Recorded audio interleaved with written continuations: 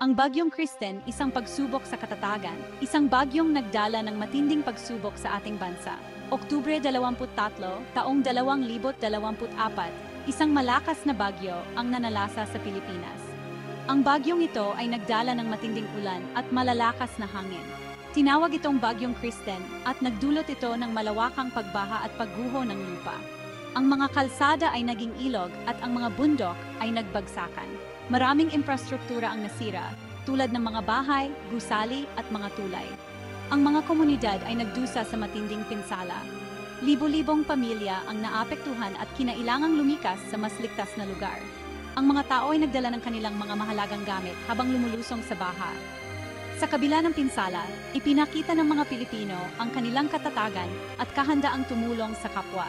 Ang mga voluntaryo ay nagbigay ng tulong at suporta. Ang bayanihan ay muling nabuhay sa gitna ng trahedya.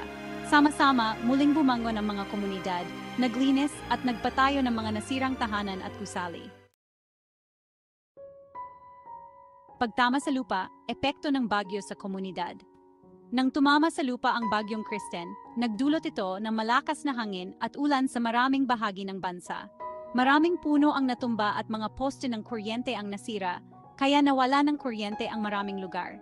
Ang mga pananim ay nalubog sa tubig baha at maraming magsasaka ang nawala ng kanilang kabuhayan.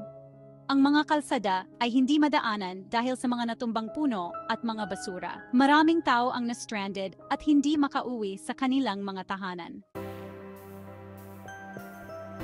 Paghahanda at pagtugon, aksyon laban sa kalamidad. Sa bawat kalamidad na dumarating, mahalaga ang maagap na aksyon at koordinasyon ng bawat isa. Bago pa man tumama sa lupa ang bagyo, ang pamahalaan ay nagsagawa ng mga paghahanda. Ang mga residente ay naglalagay ng plywood sa kanilang mga bintana at nag-aayos ng kanilang mga bubong upang maiwasan ang pinsala. Ang PAGASA, o Philippine Atmospheric, Geophysical and Astronomical Services Administration, ay nagbigay ng mga babala at anunsyo tungkol sa bagyo. Ang kanilang maagap na pagmomonitor ay nakatulong upang mabigyan ng sapat na oras ang mga tao na maghanda.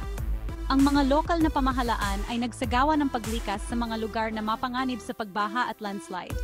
Ang mga opisyal ay nagbigay ng gabay at tulong upang masiguro ang kaligtasan ng bawat isa. Ang mga evacuation center ay inihanda at ang mga relief goods ay inihanda para sa mga lumikas. Ang mga ito ay naglalaman ng mga pangunahing pangangailangan tulad ng pagkain, tubig at gamot. Ang mga ahensya ng pamahalaan tulad ng NDRRMC o National Disaster Risk Reduction and Management Council at DSWD o Department of Social Welfare and Development ay naka-alerto at handang magbigay ng tulong sa mga apektadong komunidad. Ang kanilang koordinasyon at mabilis na aksyon ay mahalaga upang masiguro ang kaligtasan at kapakanan ng lahat. Bahagi 4 sa harap ng trahedya, kalagayan ng mga apektadong lugar.